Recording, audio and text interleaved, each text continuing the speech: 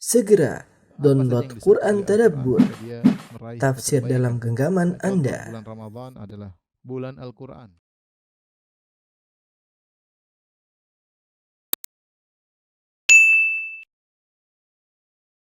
Bismillahirrahmanirrahim. Assalamualaikum warahmatullahi wabarakatuh. Alhamdulillahi ala ihsani wa syukru lahu ala taufiqihi wa amtinani wa asyhadu an la ilaha illallah wahdahu la syarika lahu ta'ziman li sya'ni wa asyhadu anna Muhammadan abduhu wa rasuluhu da'ila ridwani. Allahumma salli alaihi wa ala alihi wa ashabihi wa ikhwani. Para dokter, para guru besar yang dirahmati oleh Allah Subhanahu wa taala. Pada kesempatan kali ini kita akan membahas tentang pembatal keislaman yang lain, yaitu di antaranya adalah menyamakan hukum Allah dengan hukum selain Allah Subhanahu wa taala. Itu berhukum dengan selain hukum Allah, kemudian menyamakannya dengan hukum Allah Subhanahu wa taala. Ya, kita tidak ragu bahwasanya Allah Subhanahu wa taala adalah pemilik segala hukum. Ya, Allah Subhanahu wa taala berfirman, "Inil hukmu illa lillah." Sesungguhnya hukum itu hanya milik Allah, ya. Tidak ada hukum kecuali hukum Allah. Kecuali ya milik Allah, ya. Dan hukum Allah ada dua model, ya. Hukum Allah. Nah, bisa kita klasifikasikan menjadi dua. Yang pertama adalah al-hukmul kauni, yaitu hukum kauni, hukum alam maksudnya.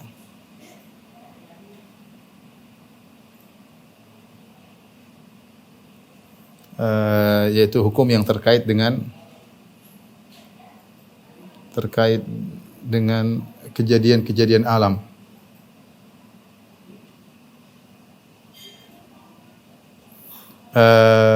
Yaitu kita harus meyakini bahwasanya semua kejadian di bawah hukum Allah. Semua kejadian Allah yang atur, ya. Tidak ada yang keluar dari kehendak Allah. Di bawah kehendak Allah.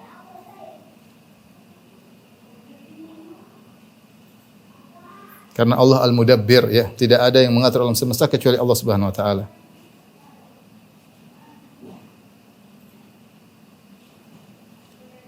Menjalankan roda alam semesta atau mengatur alam semesta kecuali Allah.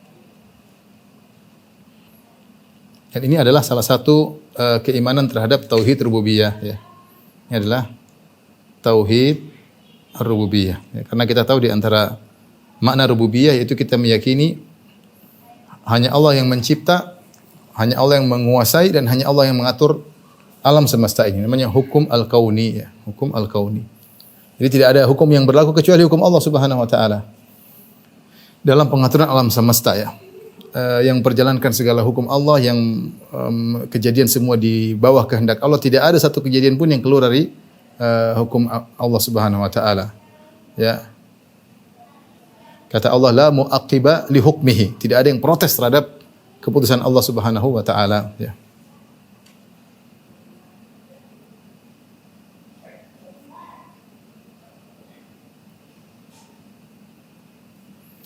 Taib, yang kedua adalah al-hukmu syar'i.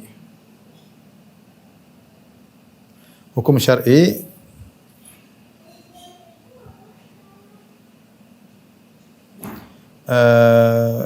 yaitu hukum-hukum yang undang-undang yang berlaku, ya, yang terkait dengan undang-undang yang undang-undang yang berlaku di antara manusia. Ya. Jadi manusia harus berhukum dengan hukum Allah.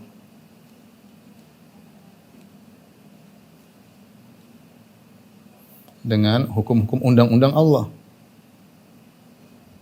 Karena dialah Allah Subhanahu wa taala yang mencipta alam semesta, yang mengetahui segala secara kompleks. Tidak ada satupun kecuali Allah yang lebih tahu Wa ma tasqutu min waraqatin illa ya'lamuha, tidak ada satu daun pun yang jatuh kecuali Allah tahu. Allah mengatakan ala ya'lamu man khalaq, bukankah yang menciptakan tahu tentang apa yang diciptakan? Allah yang menciptakan bumi, menciptakan manusia. Allah tahu apa yang terbaik bagi hamba-hambanya. Allah turunkan undang-undang. Ya, kalau kita versi Islam yaitu dengan Al-Qur'an dan sunnah.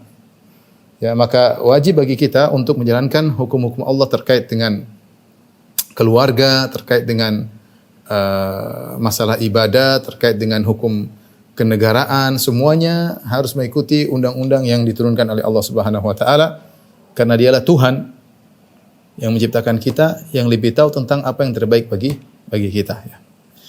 Nah, di sini dua sisi. Dari sisi hanya Allah yang berhak membuat undang-undang,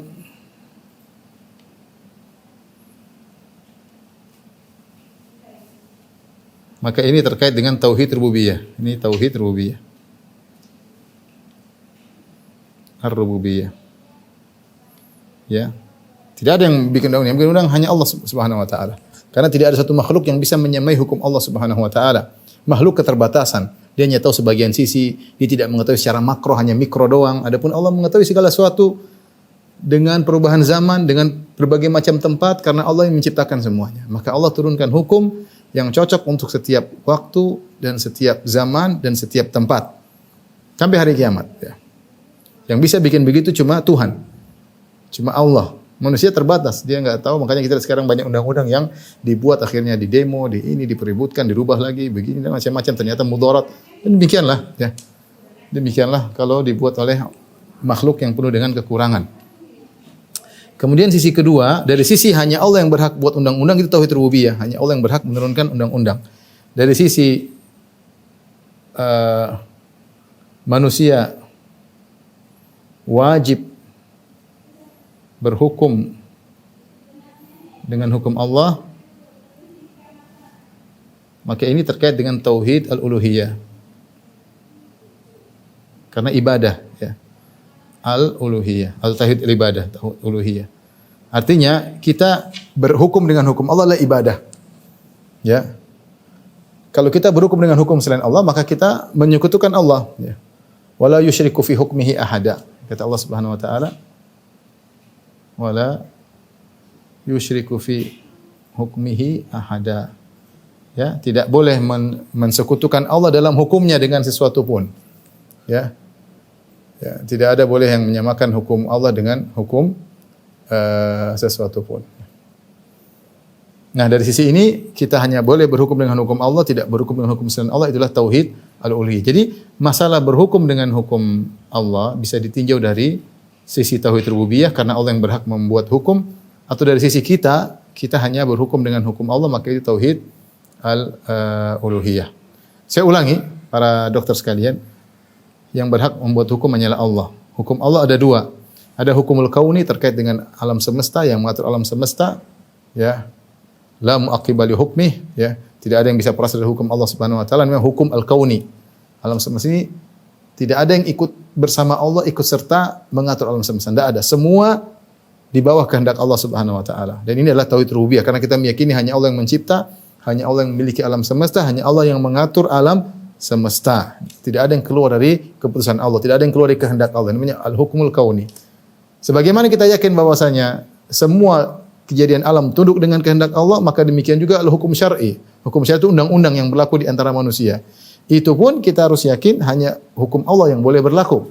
Hanya hukum Allah yang boleh berlaku. Kenapa? Saya katakan karena Allah Subhanahu wa taala dia Tuhan, dia yang lebih tahu tentang seluruh makhluknya, ala ya'lamu man khalaq, dia yang lebih tahu tentang seluruh makhluknya. Tidak ada satu daun pun jatuh kecuali Allah tahu, dan dia tahu perkembangan zaman, apa yang terjadi di masa depan, dan dia memilih hukum yang lebih pas untuk kemaslahatan dan kesejahteraan manusia karena Allah lebih tahu tentang makhluk yang dia ciptakan. Maka tidak boleh kita samakan hukum Allah dengan hukum manusia yang penuh dengan kekurangan, yang hanya bisa memandang dari sisi mikro, tidak memandang dari sisi makro. Itu pun dia kalaupun bisa memandang dengan sisi makro, dengan mengumpulkan berbagai macam manusia yang melihat dari berbagai macam sisi, itu pun terbatas pada zaman itu. Jadi zaman lain berubah lagi karena dunia selalu berubah zaman dan waktu, ya, berbeda kondisi, yang mengetahui secara makro, secara totalitas hanyalah Allah. Oleh karenanya hukum yang Allah turunkan itulah hukum yang berlaku untuk setiap saat dan setiap tempat. Baik, ini terlebih dahulu kita bahas.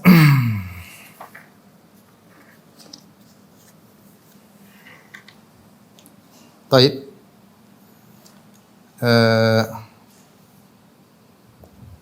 Sudah? Belum?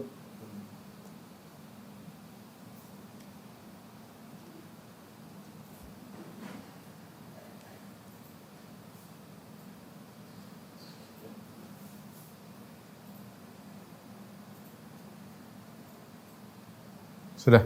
Baik. Yang kedua, kita lanjutkan terkait hukum ranah undang-undang atau hukum syar'i.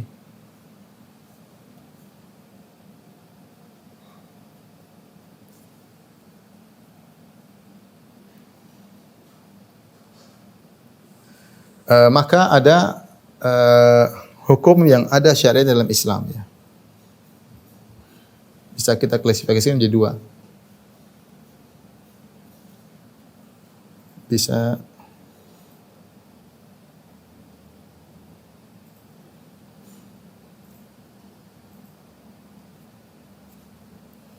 pertama hukum-hukum yang jelas yang ada syariat dalam Islam.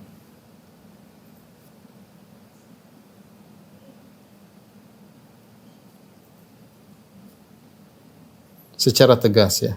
Dan ini banyak. Contoh apa? Contoh misalnya hukum waris. Contoh misalnya hukum hudud. Itu orang yang berzina hukumnya begini, orang yang mencuri hukumnya begini, orang yang membunuh hukumnya begini. Hukum pernikahan.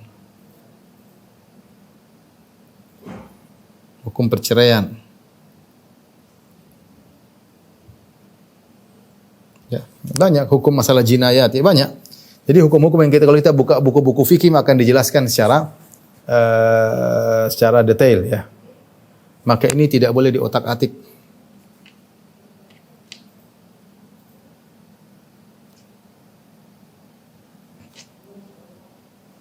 Karena berarti mengotak-atik hukum Allah. Karena berarti mengotak-atik hukum Allah.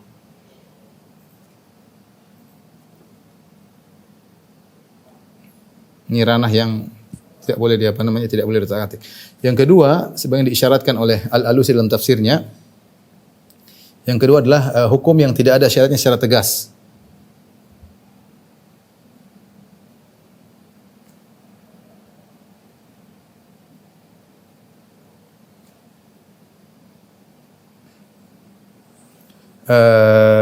Dan ini masuk dalam kategori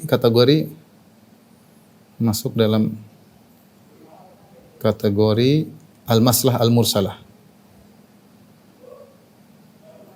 Al-maslah al-mursalah itu adalah suatu kemaslahatan yang artinya dilepas. Kemaslahatan dilepas artinya kemaslahatan yang tidak ditetapkan oleh syariat dan tidak juga ditolak oleh syariat. Itu namanya maslahah mursalah. Ya, kalau kita artikan secara bahasa, artinya kemaslahatan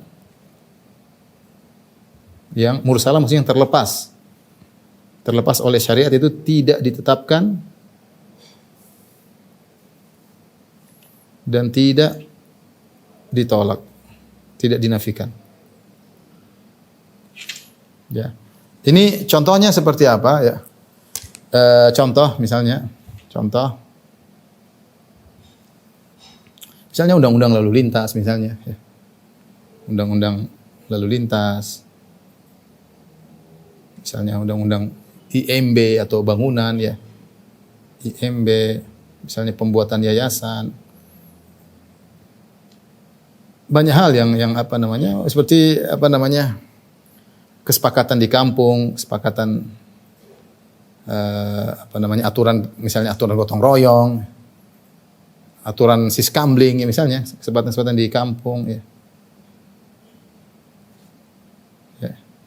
Ini tidak ada jelas dalam hadis begini, dalam Al-Quran begini, tidak ada.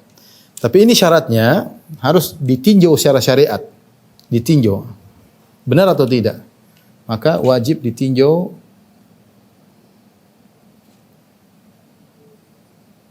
secara syariat karena tidak tegas ya. Jika tidak melanggar syariat,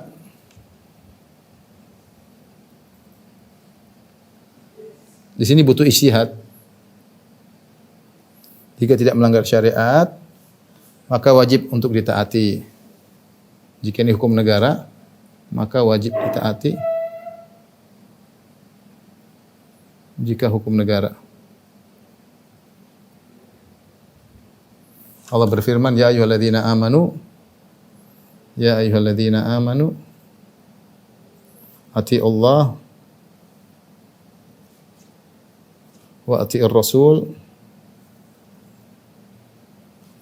wa ulil amri minkum. Wahai orang beriman, taatlah kepada Allah, taatlah kepada Rasulullah, dan taat kepada ulil amri, taatlah kepada penguasa di antara kalian. Artinya justru pada hukum-hukum yang tidak datang secara nas dalam Al-Quran maupun Sunnah. Yang itu ada maslahatnya dan tidak melanggar syariat. Ya, contoh seperti kita di sini misalnya hukum seorang nikah mestinya harus ada buku nikah misalnya. Ini demi kemaslahatan. Misalnya harus ada surat izin naik kendaraan. Ada kemaslahatan. Kalau enggak, semua orang bebas dan itu berbahaya. Ada aturan lalu lintas. Ini semua tidak ada dalam Al-Quran dan Sunnah. Tapi datang dalam Al-Quran secara global. Secara global yaitu bahwasanya kita mewujudkan kemaslahatan. Maka jika ada aturan undang-undang yang kita lihat ada maslahatnya, tidak melanggar syariat, maka wajib untuk kita taati. Justru ketika Allah mengatakan wa ulil amri minkum, taatlah kepada penguasa di antara kalian, justru pada hukum-hukum yang tidak ada Al-Quran dan Sunnah secara tegas. Adapun kalau pemerintah suruh sholat, ya nggak usah pakai pemerintah pun, Allah sudah suruh kita sholat.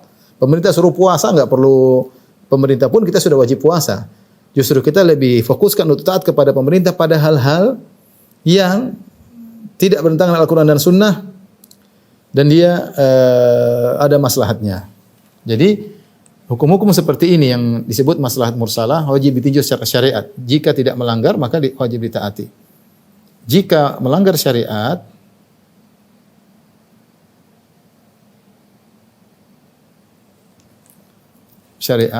maka tidak boleh ditaati. Meskipun dari penguasa. Kata Nabi SAW, la ta'ata li makhlukin, la ta'ata li makhlukin fi maksiatil khaliq. Tidak ada ketaatan kepada makhluk dalam rangka bermaksiat kepada Allah.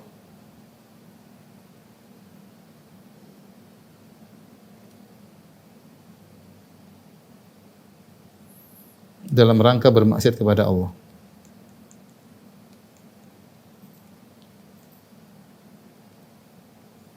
Ya, misalnya, kalau misalnya penguasa menyuruh untuk melakukan yang haram atau menjual khamr misalnya atau untuk riba misalnya, kita tidak boleh taat karena akan mendatangkan kemurkaan Allah Subhanahu wa taala.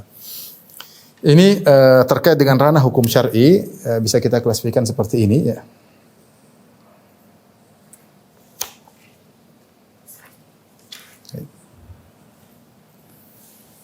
Selanjutnya kita akan bacakan ayat-ayat dalil-dalil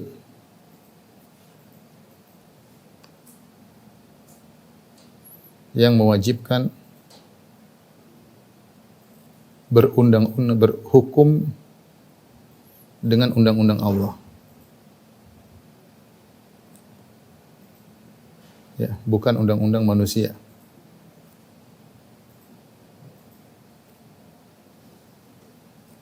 Ingat ya, kita berbicara tentang, jadi hukum syar'i sudah kita bagi dua, ada yang memang nas dan ada yang tadi masalah mursalah. Kalau masalah mursalah, perkaranya yang lebih ringan, tinggal ditinjau sesuai syariat atau tidak. Tapi yang nas-nas tegas seperti hukum waris, hukum hudud, hukum ini, maka kita harus taat kepada Allah Subhanahu wa taala. Dalilnya banyak, di antaranya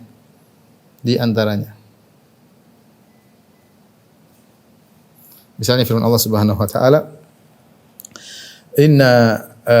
wa anzala ma'ahumul kitaba bil haqq liyahkuma bainan nas. ya, dan Allah menurunkan bersama para nabi kitab-kitab dengan kebenaran untuk berhukum di antara manusia. Demikian juga firman Allah, "Inna anzalna ilaikal kitaba bil haqq litahkuma bainan nas." Ya, Allah berfirman, Inna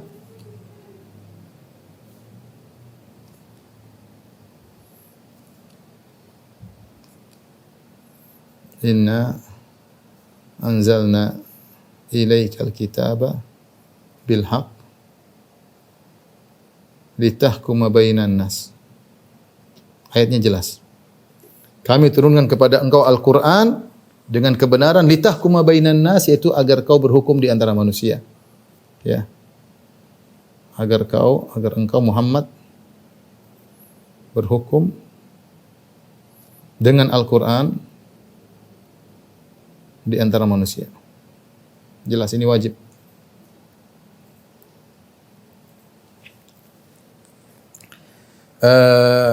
Tadi juga sudah kita sebutkan, Allah berfirman, "Inil hukmu illa lillah." Ya. Ya.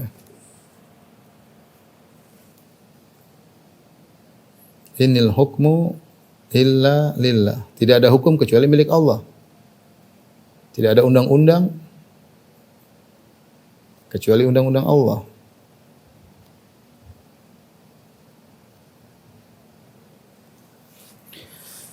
Dan ayat seperti ini sangat banyak ya. Kemudian dalil-dalil yang menunjukkan bahwasanya menolak hukum Allah ciri-ciri orang munafik. Dalil-dalil yang menunjukkan bahwa gerah berhukum dengan hukum Allah itu enggak, malas gerah berhukum dengan hukum Allah.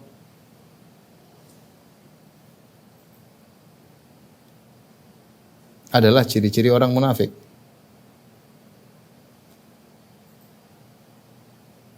Di antaranya seperti dalam firman Allah Subhanahu wa taala surat An-Nur ayat 47 sampai 51 ya. An-Nur surat 24 ayat 47 sampai 51. Saya bacakan firman-Nya. Wa yaquluna amanna billahi wa bir rasuli wa ta'na thumma yatawalla fariqum minhum ba'di dzalik wa ma ulaika bil mu'minin. Mereka orang munafik ini berkata, kami beriman kepada Allah, beriman kepada Rasul dan kami taat. Ternyata sebagian mereka berpaling setelah itu. Wa ma ulaika bil mu'minin, mereka bukan orang beriman. Wa idza du'u ila Allahi wa rasulihi yahkumu bainahum idza fariqum minhum mu'ridun. Kalau disuruh untuk berhukum kepada Allah dan Rasulnya, ya, idza fariqum minhum, ada sebagian mereka berpaling, enggak mau. Ayo ikut Al-Qur'an Sunnah, enggak mau.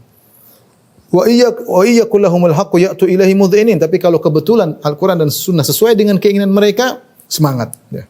Seperti hukum waris. Kalau Al-Qur'an Sunnah laki-laki dua bagian, semangat.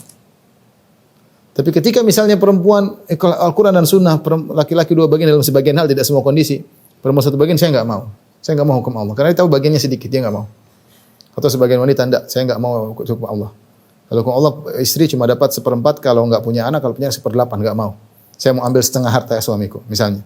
Dia tahu itu bukan hukum Allah, tapi dia enggak mau. Ini ciri-ciri orang munafik. Ya. Wa iyyakulumul haqqu ya'tu ilaihi mu'ridin afi qulubihim maradun amirtabu. Apakah dalam hati mereka ada penyakit? Amirtabu, atau mereka adalah orang yang ragu? Am yakhafuna ay yahifallahu alaihim wa rasul. Apa mereka khawatir Allah berbuat zalim kepada mereka dengan hukum Allah? Apakah mereka khawatir Rasulullah SAW berbuat zalim kepada mereka dengan hukum Allah? Bal ulaika humuz zalimun. Justru mereka orang-orang yang berbuat zalim. Innama kana qaulal mu'minina. Allah bedakan. Adapun sesungguhnya hanyalah perkataan orang beriman, idza du'u ila Allahi wa rasuli, kalau diajak untuk berhukum dengan hukum Allah dan Rasulnya, liyahkum bainahum an yaqulu sami'na wa ata'na. Mereka mengatakan kami dengar, kami taat. Wa ulaika humul muflihun. Itulah orang-orang yang beruntung. Dalam ayat ini Allah sebutkan tentang ciri, ya, ciri orang munafik. Di sini ada ciri-ciri orang munafik. Kalau diajak berhukum tidak mau. Sama ciri-ciri orang beriman. Semangat kalau diajak berhukum dengan hukum Allah. Ya, gimana hukum Allah? Kita tinggal nurut. Nah, ini. Sama demikian juga dalam surat An-Nisa ayat 60 sampai 62. An-Nisa surat keempat ayat 60 sampai 62. Saya bacakan firman-Nya, firman Allah Subhanahu wa taala. Ya ayyuhalladzina amanu atiiullaha wa atiir rasul wa ulil amri minkum. Wahai orang beriman, taatlah kepada Allah, taatlah kepada Rasulullah dan taatlah kepada penguasa di antara kalian. Fa in tanaza'tum fi syai'in farudduhu ila Allahi war rasul. Kalau kalian berselisih tentang suatu perkara umum, kalian berselisih tentang suatu perkara apapun, kembalikan kepada Allah dan Rasulnya. Dan Ibnu Taimiyah menjelaskan hukum dengan hukum Allah semua berlaku dalam segala aspek. Selama itu ada hukumnya harus dijelaskan. Hukum terhadap istri, terhadap anak-anak, memberi hadiah kepada anak-anak harus ikut hukum Allah. Masalah hadana, masalah perceraian, masalah pernikahan, masalah tetangga, semuanya harus hukum. Selama ada hukumnya harus dijelaskan, dijalankan. Kalau enggak, maka masalah mursalah, tinggal melihat maslahat dan mudarat. In kuntum tu'minu billahi wal yaumil akhir. Jika kalian berselisih tentang suatu perkara, kembalikanlah kepada Allah dan Rasulnya. Jika kalian beriman kepada Allah dan hari akhirat, dzalika khairun ahsanu ta'wila. Ini lebih baik dan lebih bagus kesudahannya. Kemudian Allah sebutkan ciri-ciri orang munafik. Alam taro ilal ladzina yaz'umuna annahum amanu bima unzila ilaika wa ma unzila min qablik. Tidakkah engkau melihat kepada orang-orang yang menyangka, mengaku-ngaku bahwasanya mereka beriman terhadap apa yang diturunkan kepada engkau dan apa yang diturunkan sebelumnya. Mereka merasa beriman dengan kitab-kitab Allah. Tetapi ternyata hakikatnya apa? Yuriduna ayyatahakamu ila tagut. Mereka ingin berhukum kepada tagut, kepada hukum-hukum selain hukum Allah. Mereka enggak mau terima hukum Allah. Wa qad umiru ayyakfuru bih. Padahal mereka telah diperintahkan untuk kufur kepada selain hukum Allah. Wa yuridu syaitanu ayyudhillahum dhalalan ba'ida. Dan syaitan ingin mereka disesatkan, setan sesatkan mereka dengan kesesatan yang jauh. Wa idza qila lahum ta'alu ila ma anzalallahu ila ar-rasul ra'aital munafiqina yasudduna anka sududa. Jika dikatakan kepada mereka, ayolah mari kita menuju kepada hukum Allah dan hukum Rasulnya, kau akan melihat orang-orang munafik benar-benar yasudduna anka sududa, menghalangi orang untuk berhukum dengan hukum Allah dan Rasulnya. Tidak suka ada hukum Allah, hukum Rasul, enggak suka. Benci kepada hukum Allah dan hukum Rasulullah. Orang munafik seperti ini. Meskipun mereka salat, meskipun mereka bayar zakat, meskipun mereka berhaji, meskipun mereka umrah, meskipun mereka berjihad ya, tapi kalau ternyata tidak suka dengan hukum Allah dan hukum Rasulullah, ini ciri-ciri orang munafik. Ya.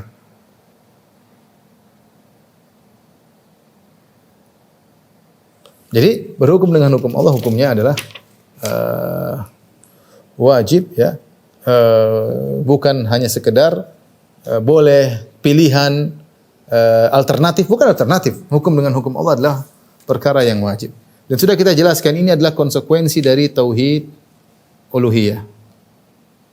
Berhukum dengan hukum Allah, atau kita tambahkan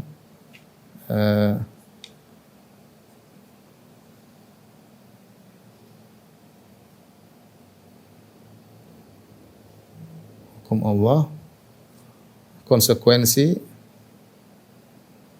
tauhid uluhiyah. Kemudian di antaranya Allah mensifati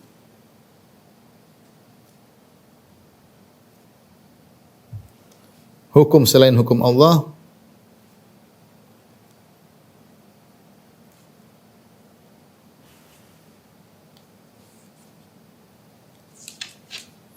dengan hukum tagut yang harus dijauhi.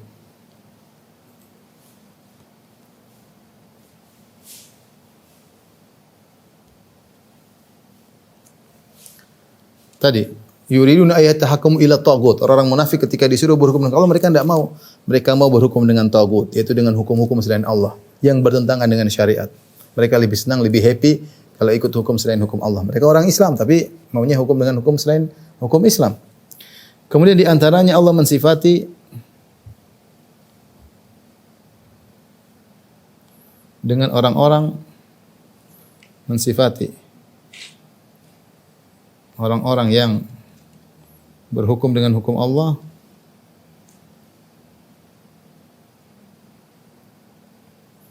dengan zalimun, fasiqun, ya, kafirun, dengan tiga sifat. Al-zalimun, al-fasiqun, orang-orang fasik, al-kafirun. Kata Allah, "Man lam yahkum bima anzalallahu fa ulaika humul kafirun." Siapa yang tidak berhukum dengan hukum Allah, maka mereka adalah orang yang kafir. Dalam ayat yang lain, "Wa man lam yahkum bima anzalallahu fa ulaika humul fasiqun." Siapa yang berhukum dengan hukum selain Allah, maka mereka orang yang fasik. Allah juga berfirman, "Man lam yahkum bima anzalallahu fa ulaika humuz zalimun." Siapa yang tidak berhukum dengan hukum Allah, maka mereka adalah orang-orang yang zalim, ya. Ini semua dan ayat-ayat seperti ini banyak yang menunjukkan ketegasan bahwasanya yang berhak menurunkan hukum hanyalah Allah Subhanahu wa taala karena dia Tuhan, pencipta alam semesta dan dia yang mengetahui segalanya, dia tahu maslahat dan mudarat dan dia yang tahu tentang apa yang terjadi di masa depan, maka tidak boleh seorang menyaingi hukum Allah Subhanahu wa taala. Baik. Sudah? Selanjutnya ya. Hukum orang yang berhukum, jadi pertama hukum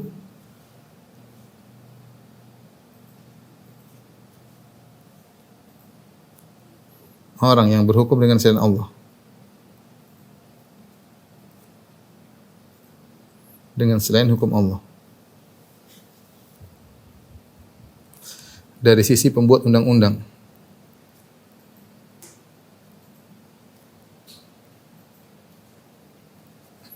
yang kedua, orang yang maunya menyelesaikan masalah dengan hukum selain Allah. Dia bukan pembuat undang-undang. Dengan hukum selain Allah. Hukum selain hukum Allah. Ini masyarakat maksudnya. Maksudnya masyarakat bukan pembuat undang-undang.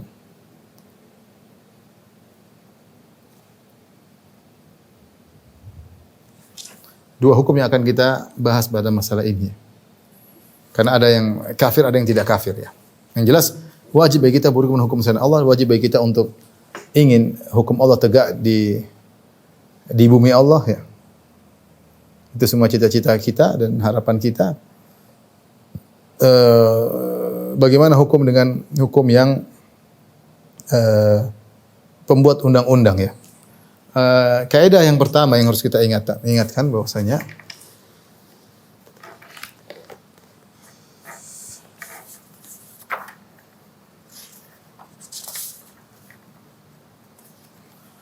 hukum asal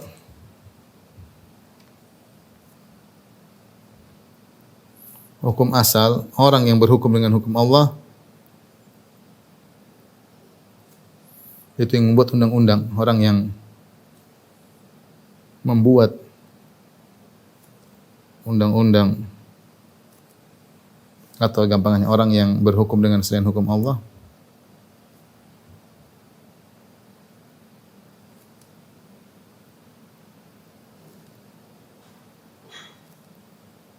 adalah kufur asghar. Kufur kecil. Kufur kecil maksudnya dosa besar tapi tidak keluar dari Islam. Yaitu dosa besar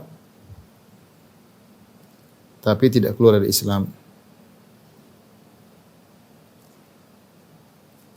Ini hukum asal. Apa dalilnya? Dalilnya banyak di antaranya. Pertama, perkataan sahabat Abdullah bin Syaqiq, "Maka kana sahabatu yarawna syai'an minal a'mali tarkuhu kufrun ghairus salat." Para sahabat memandang hanya salat yang merupakan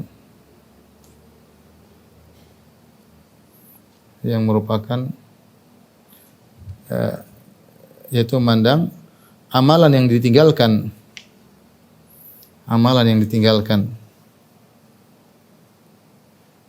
menyebabkan kekufuran hanya salat. Menjadikan kufur kafir hanya salat. Selainnya jika seorang sengaja meninggalkan haji, sengaja meninggalkan puasa, dia tidak kafir. Di antaranya sengaja meninggalkan hukum Allah, maka tidak kafir. Yang disepakati oleh para sahabat sengaja meninggalkan salat itu yang kafir. Ini berdasarkan perkataan Abdullah bin Syaqiq. Kemudian yang kedua juga yang menunjukkan bahwasanya hukum asal seorang berhukum dengan hukum selain Allah, satu hukum, dua hukum, tiga hukum, maka ini adalah kufur kecil berdasarkan tafsir Ibnu Abbas dan murid-muridnya.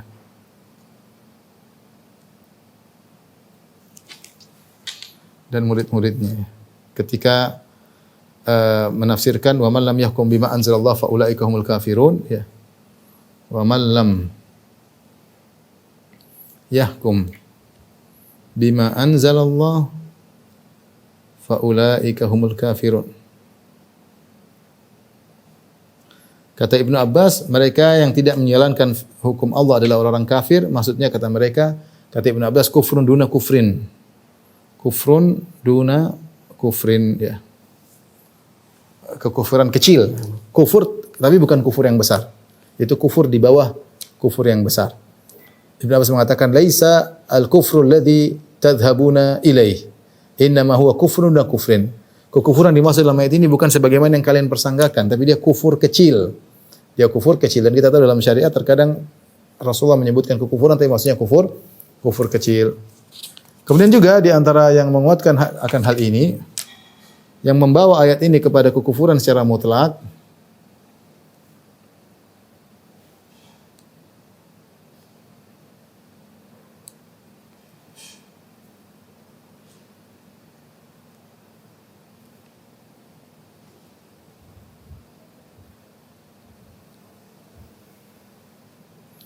kepada kufur akbar secara mutlak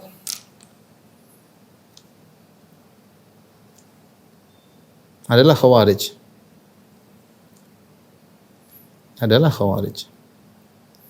Ya, ketika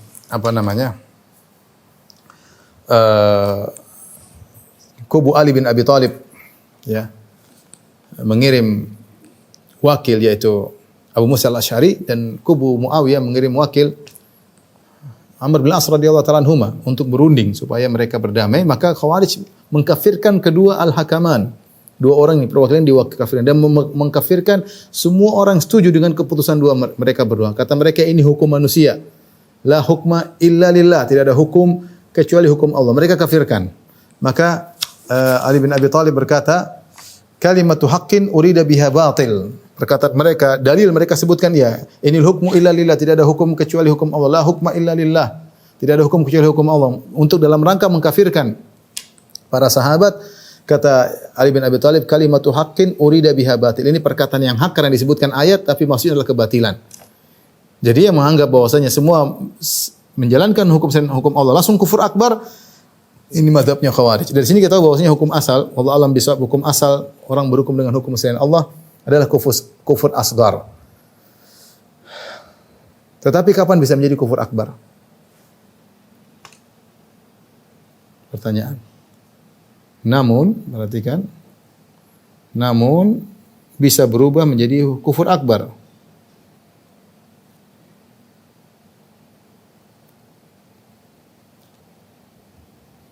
Dalam bentuk-bentuk berikut.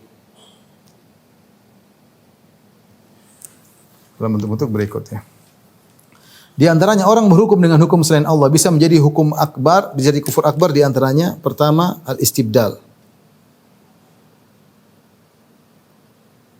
Dia merubah semua hukum Allah jadi hukum selain Allah.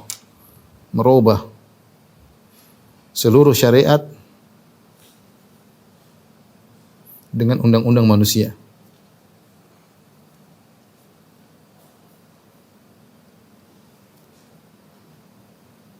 Jadi gambarannya ada suatu negara berhukum dengan hukum Allah, misalnya mungkin saya nggak tahu, mungkin di Arab Saudi misalnya, atau di negara lain yang mungkin di Brunei atau di mana, wallahu alam. Intinya ada hukum Allah, sudah tahu ini hukum Allah.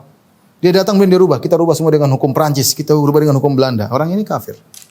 Kufur akbar. Kenapa? Karena dia tidaklah dia merubah itu semua, kecuali dia pasti menganggap hukum ini lebih bagus atau hukum ini sama. Kalau tidak, beda kalau dia merubah satu dua, ya. Dia berubah istibdal secara total, ini kafir kata para ulama. Kafir. Ya, menunjukkan dia menentang hukum Allah. Dia rubah semua dengan hukum kafir. Ya.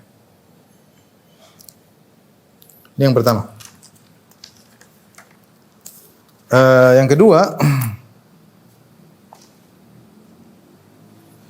dia meyakini hukum Allah hanyalah alternatif. Syariat itu hanyalah alternatif. Namun dan tetap boleh bikin hukum sendiri selama maslahat.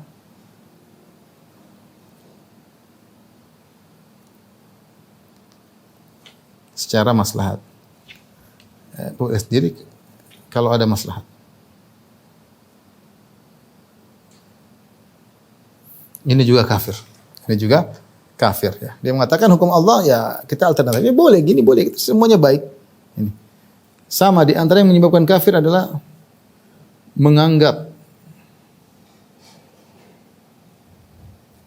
hukum manusia sama dengan hukum Allah. Hukum buatan sama dengan hukum Allah. Ini juga kafir. Berarti menyamakan hukum Allah sama dengan hukum manusia. Dan ini perendahan Allah ketika disamakan hukumnya dengan hukum manusia. Ya.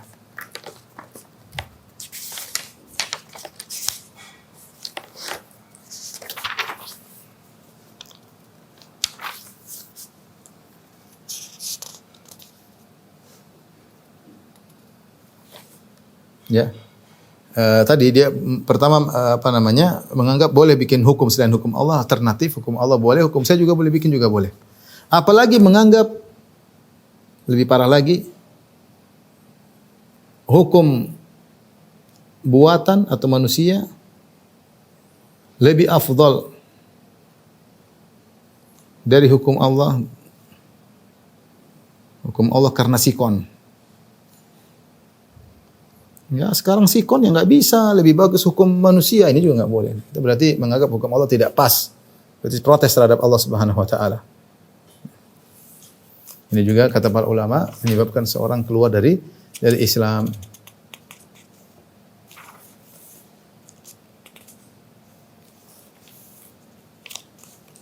Ya seperti menganggap hukum Allah tidak sempurna, masih kurang, lebih bagus yang kita bikin, kita sudah rapatkan ya. Lebih bagus hukum kita ya.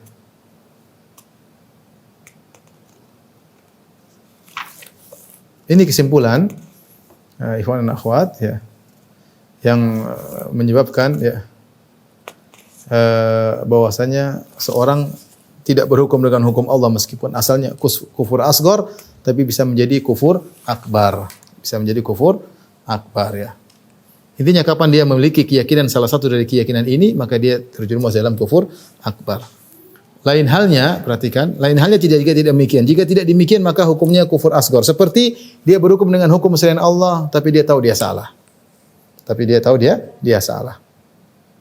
Dia berhukum dengan hukum selain Allah tapi dia terpaksa kalau enggak dia akan ini ya, misalnya ya seperti itu. Ini namanya Dia tidak sampai pada kufur akbar.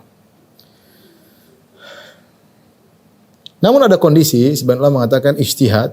Ketika dia berada di suatu negara dan dia tidak bisa mencetuskan hukum Allah dan dia tahu ini adalah kesalahan, namun dia berusaha mendekatkan hukum buatan dengan hukum Allah.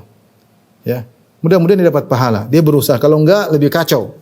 Dia lihat orang semua bikin hukum ngaco-ngaco, dia berusaha. Dia tidak bisa jebol, dia tidak bisa gol kepada hukum Allah, tapi dia membuat hukum yang mendekati.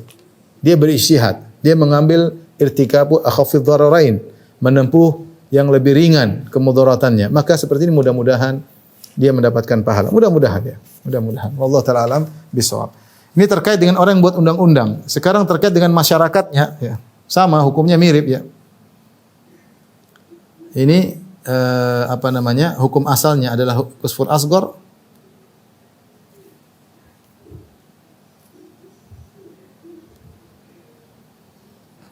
Tapi bisa jadi kufur akbar. Ya. Misalnya dia merasa bahwasanya hukum manusia lebih afdal daripada hukum Allah. Dia lebih memilih hukum. Intinya sama seperti yang pembuat undang-undang ya. Tapi jika timbul pertanyaan, Ustaz, bagaimana seorang di suatu negara di situ hukumnya bukan hukum Allah? Apa yang dia lakukan? Kalau dia bisa berhukum Allah maka berhukum dengan hukum Allah. Tapi kalau tidak bisa, demi menempuh kemudaratan yang ringan, dia terpaksa mengikuti hukum selain hukum Allah. Maka darurat dia lakukan, tapi jika dia mendapatkan yang lebih banyak dari haknya dia harus kembalikan, jangan dia ambil. Contoh misalnya taruhlah kejadian dia cerai misalnya atau suaminya meninggal misalnya. Suaminya meninggal, dia cuma dua pilihan, dia mendapat harta setengah. Jika tidak dia tidak mendapatkan apa-apa. Padahal dia punya hak misalnya seperempat dari harta warisan. Tapi undang-undang negara tersebut mengatakan kamu dapat setengah atau tidak ambil sama sekali. Maka ketika dalam hal tersebut, dia tidak ada undang-undang lain, maka terpaksa dia ambil undang tadi. Namun ketika dikasih setengah, dia ambil seperempat, sisanya dia kembalikan kepada ahli waris yang lain. Tidak boleh dia ambil. Jangan dibilang karena terpaksa saya ikut undang-undang negara, maka saya ambil setengah. Lah kamu tahu bahwasanya hukum Allah hanya seperempat. Maka seperempatnya kamu harus kembalikan kepada ahli waris yang lain. Ya, seperti itu maksudnya ya. Seperti itu maksudnya ya. Taib, ikhwan dan akhwat yang rahmatillah subhanahu wa ta'ala, jikapun kita mendapati ada orang yang seperti ini, jika kita mendapati penguasa yang seperti ini, tidak serta-merta dia menjadi kafir tentunya.